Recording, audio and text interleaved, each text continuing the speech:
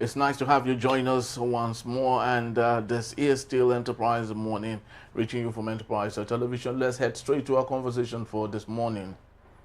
President Bola Ahmed Tinubu has ordered a 24-hour aerial surveillance operation over forests in Kwara, Kebbi, and Niger States in response to escalating kidnappings and terrorist activities. The directive announced by Presidential Advisor Sunday Dare mandates the Nigerian Air Force to maintain continuous monitoring and coordinate closely with ground troops across affected corridors. Communities were also urged to provide timely intelligence as the government intensifies efforts to rescue abducted victims, including students kidnapped in recent attacks. Very true. The heightened security measures follow a fresh assault on Isapa, a Kwara community near Eruku, where over 20 people, including a pregnant woman, nursing mothers, and children, were abducted on Monday evening. Now, bandits stormed the area around 7 p.m., firing sporadically and causing residents to flee, while an elderly woman was reportedly killed by a stray bullet. Local sources revealed that several victims belonged to the same family, and the attackers allegedly targeted the home of a businessman previously kidnapped and released after paying a ransom, abducting everyone they met when he was not found. Wow. All right, so let's get talking. We still have with us His Greatness Agadaigo, a barrister and a public affairs analyst. Thank you so very much for hanging on, barrister. Always a pleasure. Yes. So we had that going on just before we had to continue with other stories. Yeah. But I'd love us to flesh in this more. The federal government, under the leadership of President Bola Ahmed Tinubu, has asked that there should be an aerial surveillance of 3 states to support the ground troops. But at the same time, Bayo Ononuga, who is, of course, speaking on behalf of the president, said that the release of the kidnapped girls were non-kinetic, that they just had a conversation with the bandits, and the bandits willingly released those that were abducted. And when he was asked how would terrorists answer such a call, he said that that the bandits were scared of the DSS and military personnel. So does that make any logic sense, barrister? We know the underlying. We can hazard a guess on what has happened. You remember that when Buhari was even in his hometown, Daura, I cannot exactly remember the year now, schoolgirls were kidnapped in his home state. I don't know whether you remember then, which the president found very embarrassing and distasteful. Very embarrassing and distasteful. And of course, within a matter of days, the students they were released. Their release was secured. Of course, no bandit was arrested.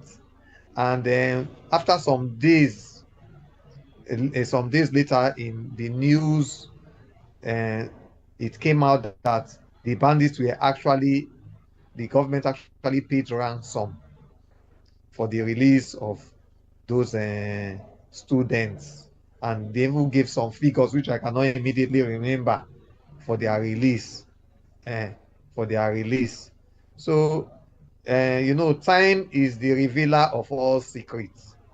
I'm sure within this month, next month, and in January, news will come out which will give us flesh and give us the full details of what likely transpired that made the bandits to release the girls. Because you don't forget that for now, security now is a political issue in Nigeria based on 2027. So I don't see the present government, even for school children, risking carrying out military operations where there will likely be crossfire and maybe there may be casualties or stroke collateral damage in trying to rescue them by force. That's number one. Secondly, the American government, in dealing with terrorists, they have a motto. that they do not negotiate with terrorists. They do not comply with terrorist demands, no matter what is at stake and no matter who the personality that is at stake. They will never compromise. But I've not seen any Nigerian government, especially the APC government, make that kind of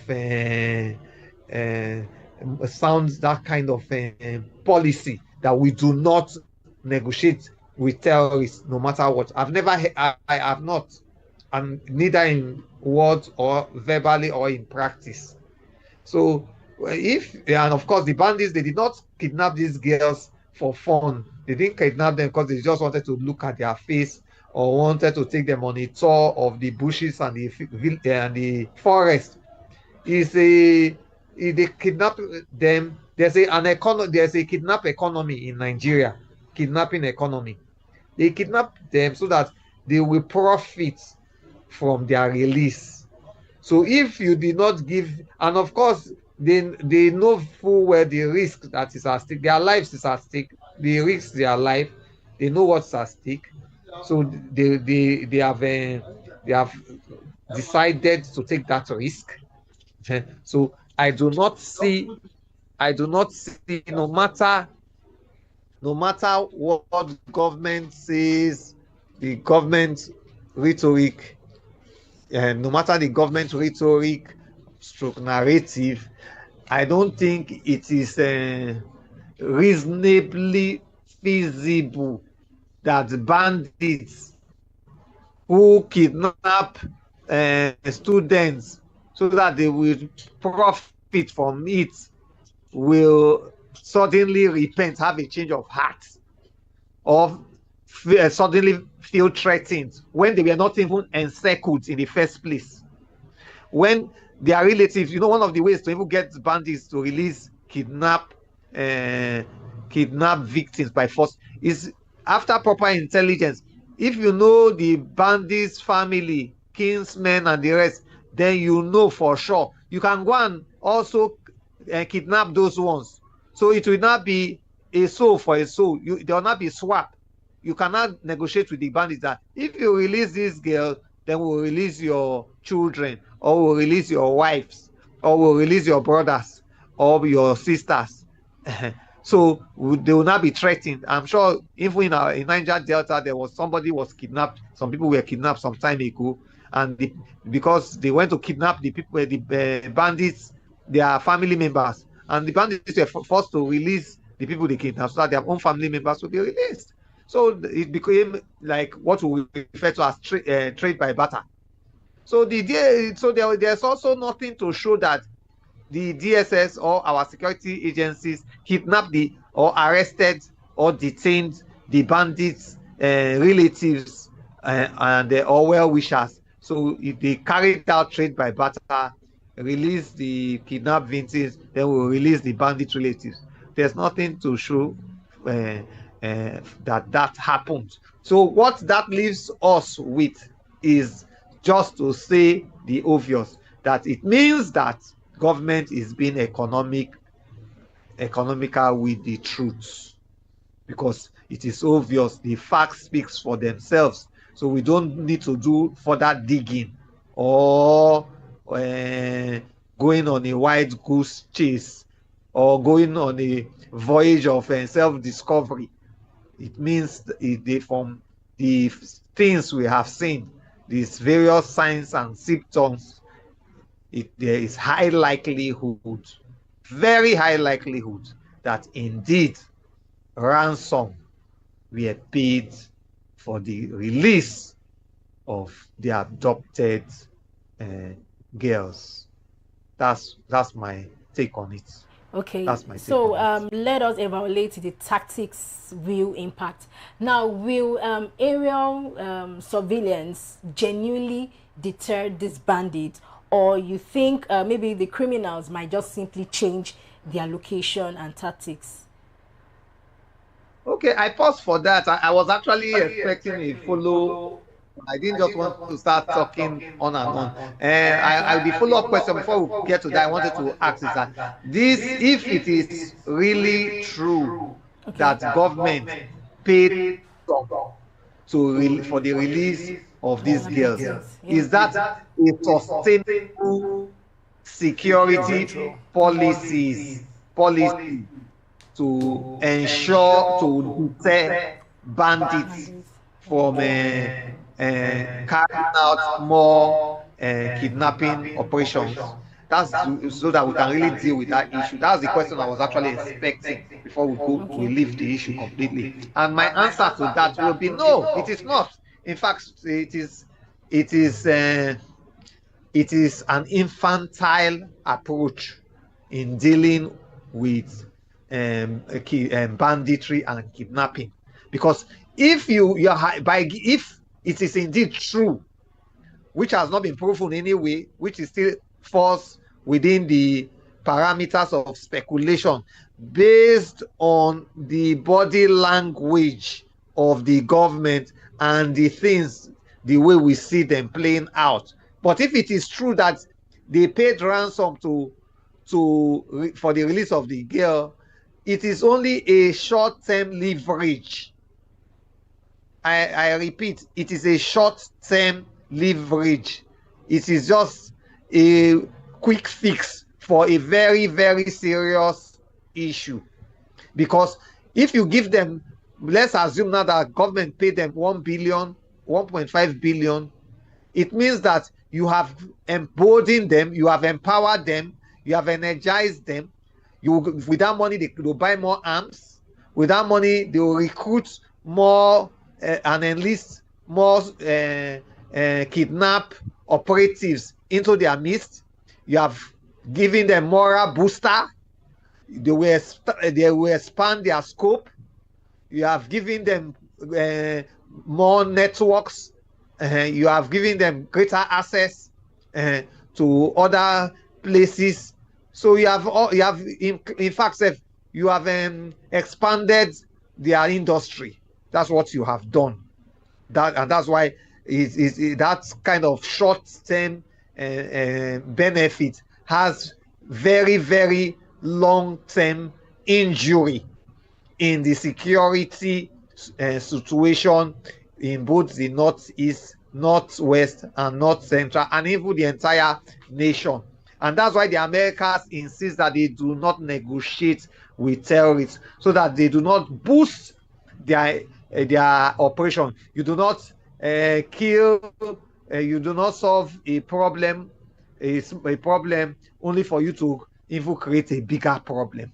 So that is not a sustainable approach in dealing with this issue of bandits and banditry. In my own humble opinion, what is the sustainable approach? The sustainable approach is to boost and empower our security operatives, security agencies, to be able to overwhelm bandits and banditry. We must be able to overwhelm them.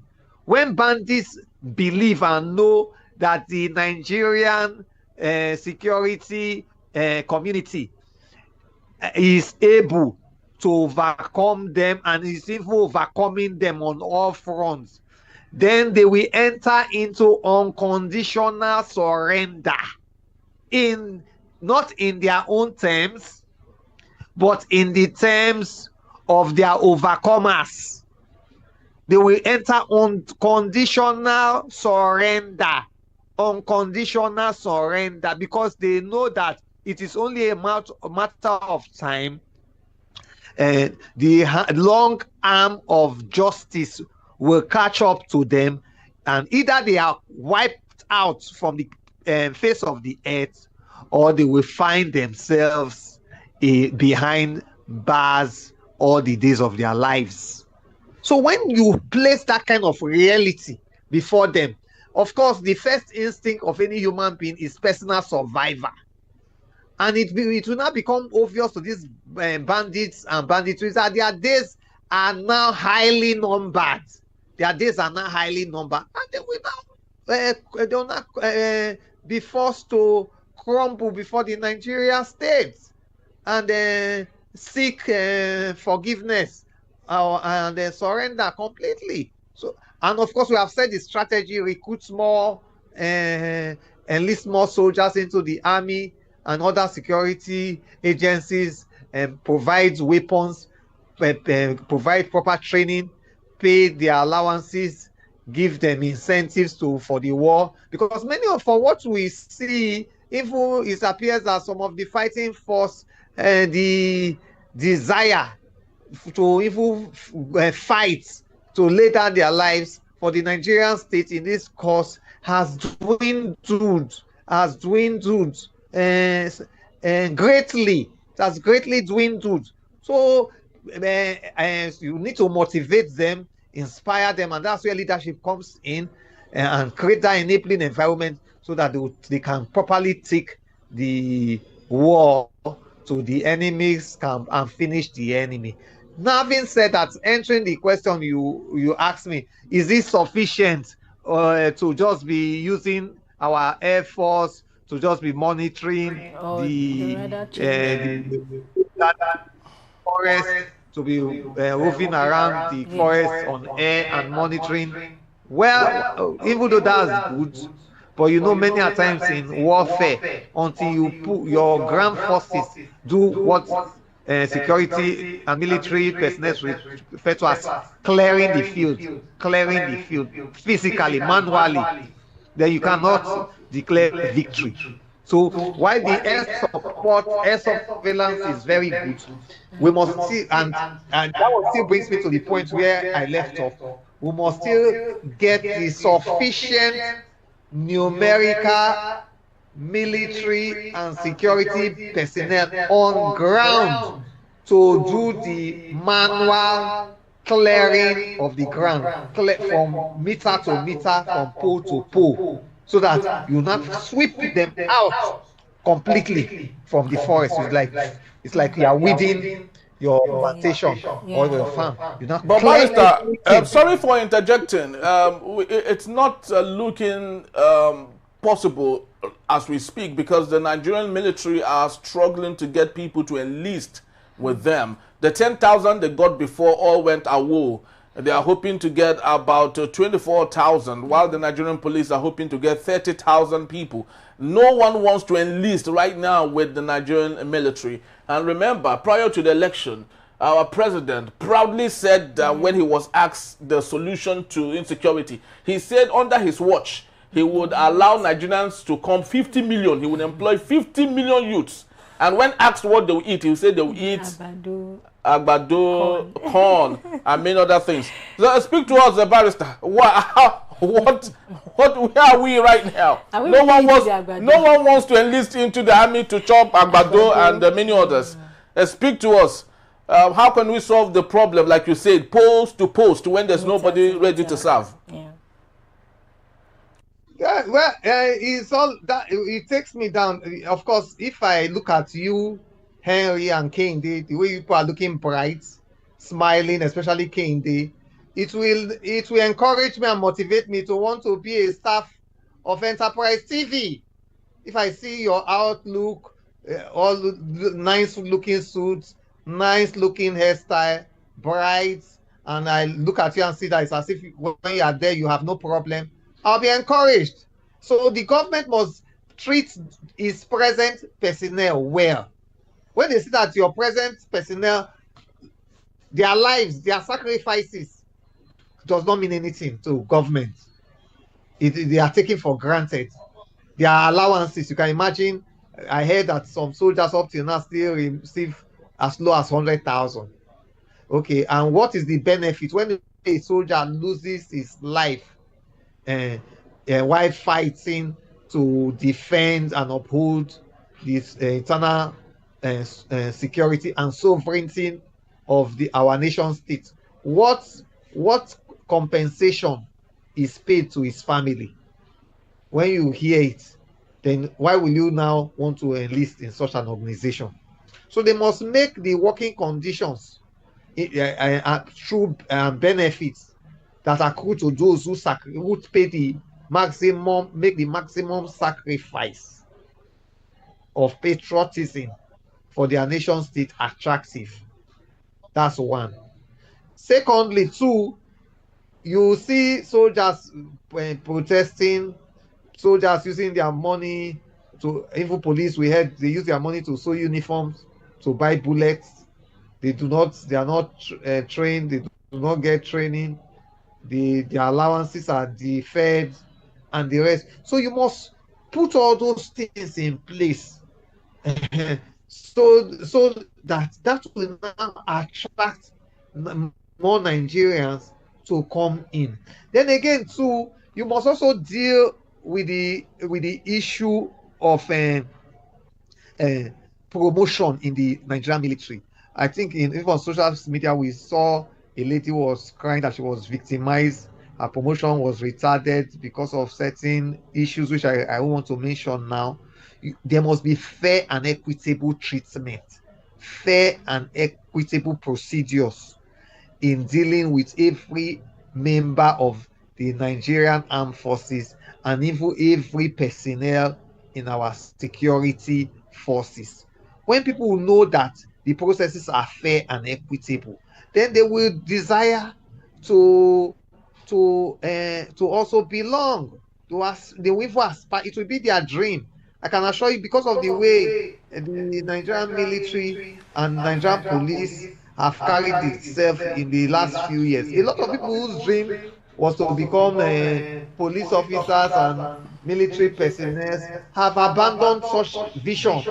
So you must package yourself in such a way that belonging to that association becomes a thing of joy, a thing of pride, a thing to be desired and aspire to be. So you must make that, you must be able to show that kind of good packaging, not only content, then good packaging, so that it will be now attractive to people who want to also be players in that field.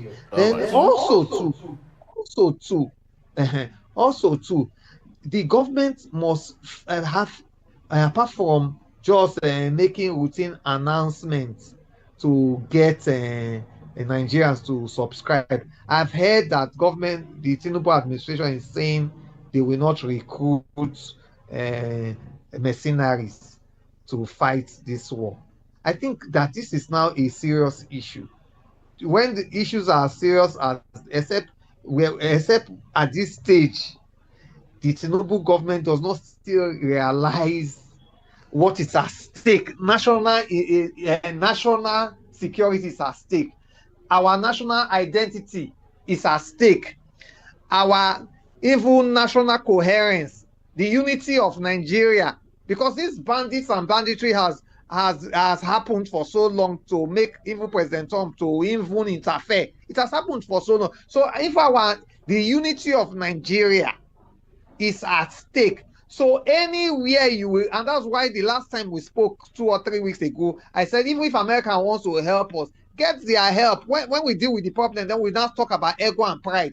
If we can lay our hands on mercenaries, let's use them. At least they'll be the foot soldiers in the war against terror. They may even have certain technological military devices that we may not even have. Who knows? They may have certain intelligence and information about the sponsors of these banditry and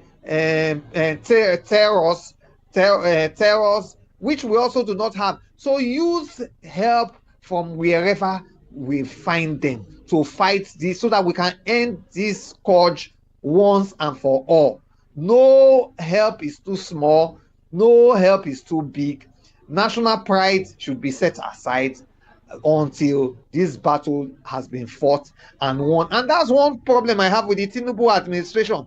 It fails to get its priority right. Just like yesterday, I was saying that one of the greatest reforms we need in Nigeria is reform of the judiciary, reform of the police, reform of our electoral laws and regulation. Instead of me to see bills in these areas, what we saw yesterday is Tinubu going to submit a legislation to the National Assembly to amend the Legal Practitioners Act. How can that be a priority, for God's sake?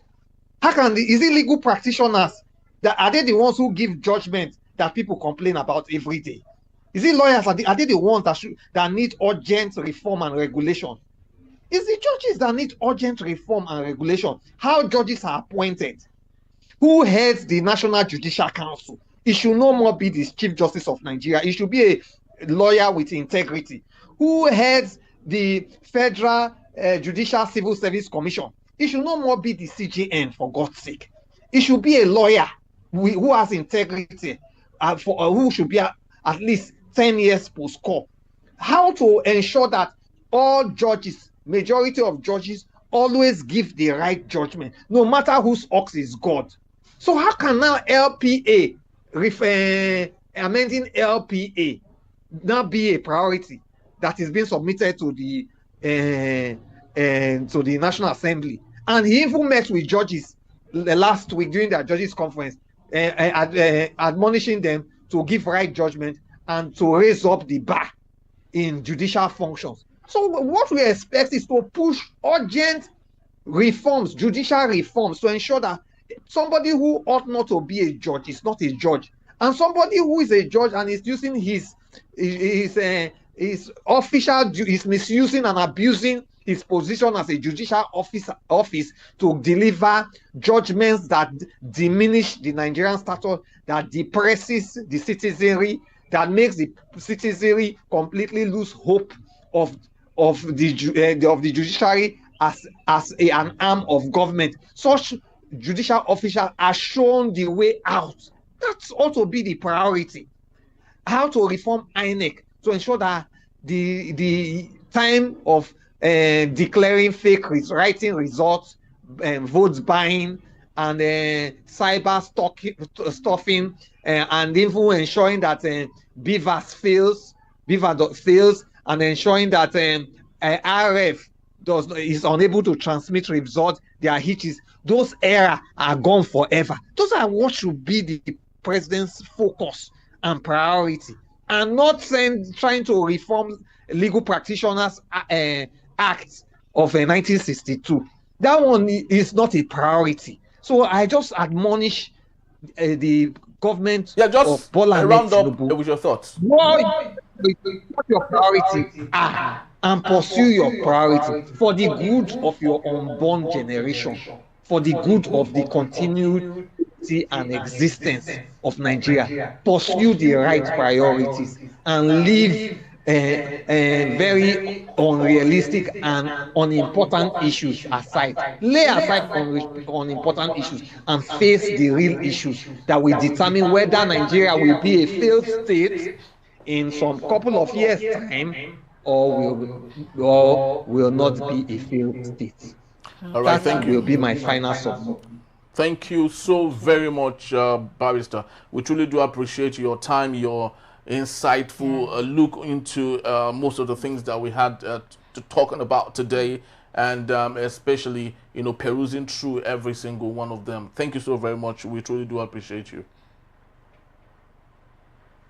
Thank you very much, and I'm even privileged to see Kende boardroom here again today. Have a fantastic day, Kende. And all right. You too, sir.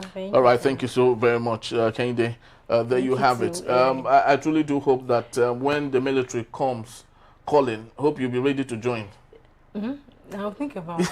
It's not an immediate thought right now. I'll think about it. All right, of course, the military has said that if Nigerians refuse to join, that they would force people, you know, to come join them. But will you join? Hopefully, we were among the 50 million. You know, the president said he would employ 50 million. Yes. Yeah, so hopefully we will join. But when we join, then we'll go for our war.